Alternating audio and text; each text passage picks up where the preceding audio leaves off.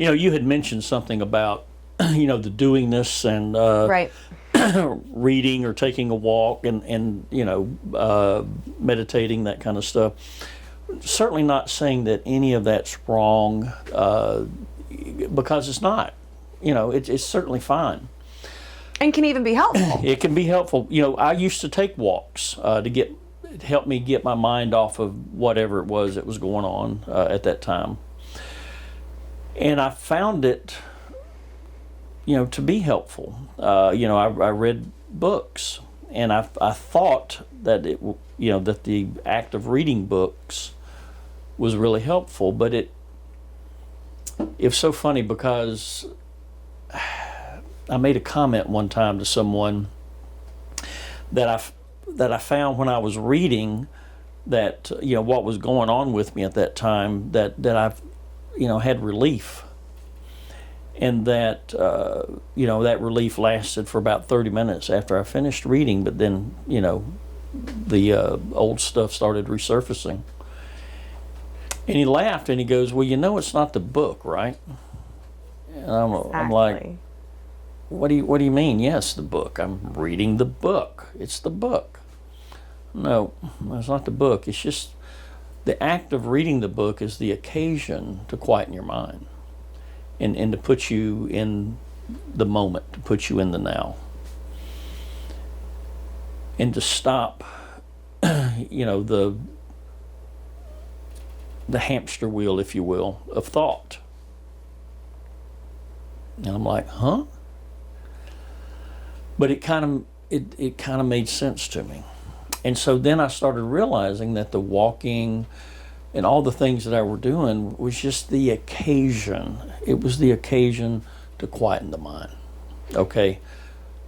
To stop the hamster wheel of thought.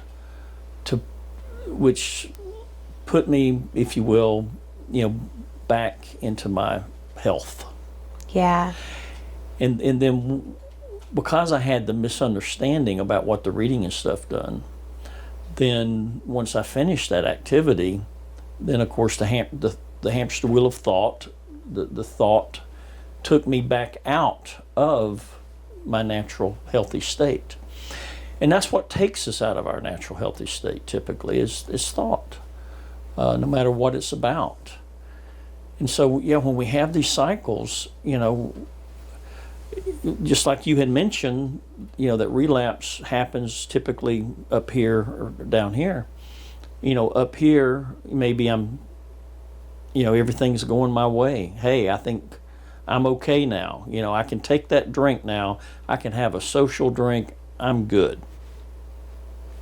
Down here, life's terrible. Nothing's working right for me. I feel like garbage, so I'm going to take a drink or drug or whatever. But once we understand that when we're in these highs and lows, and it's okay to be there, okay, and that they will, the more I try to get out of them, the more they linger, especially on the lower part. The more I try to get out of it, the more it lingers. So if I just let it be, I naturally come back out of it. And so I don't make decisions when I'm up here. I'm not going to ask somebody to marry me when I'm up here. I'm not going to make a major business decision when I'm up Buy here. a new car. Buy a new car. I'm having a great day. I'm going to buy a new car. And when I'm down here, I'm not going to try to get a divorce, or maybe ruin a relationship. I'm just not going to do anything. I'm going to understand where I'm at. And so when we talk about doing this versus understanding, there's kind of a little gray fine line, if you will, because some people can go, well, isn't understanding a doing this? You're doing the act of understanding. Well, okay. But just understanding where you are, knowing it's okay, knowing you're going to get back to your health, has all the implications in the world. Because when we're in a low mood state, we're not damaging relationships.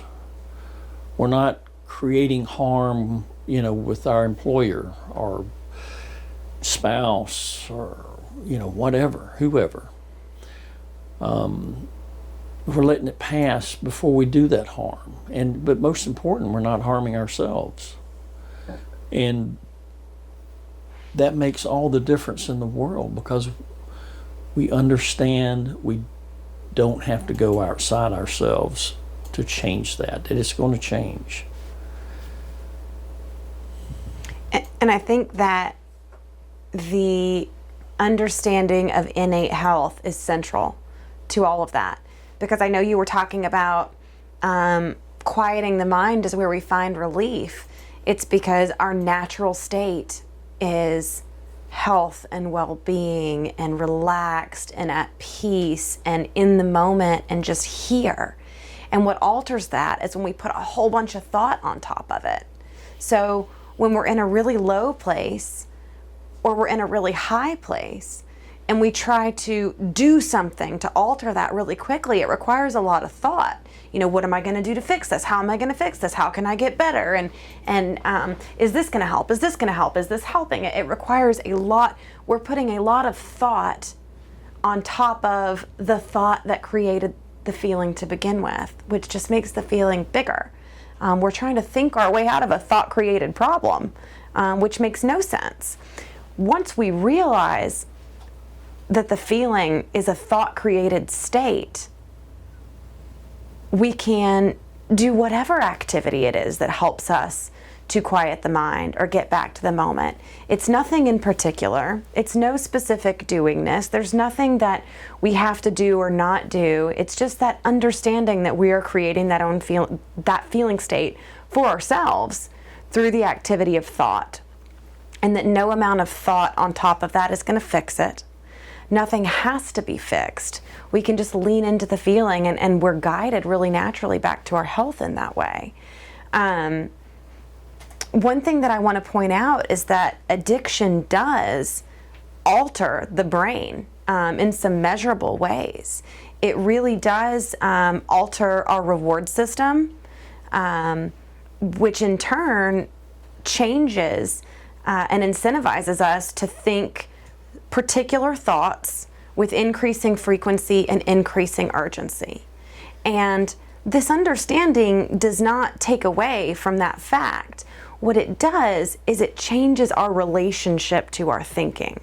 So we can still experience thought, we can experience urgency, we can experience this pull of craving and addiction, but we're able to see it for what it is. Going back to what you were saying, about being able to step back and experiencing ourselves in a behavior or having a thought, instead of chasing the thought itself.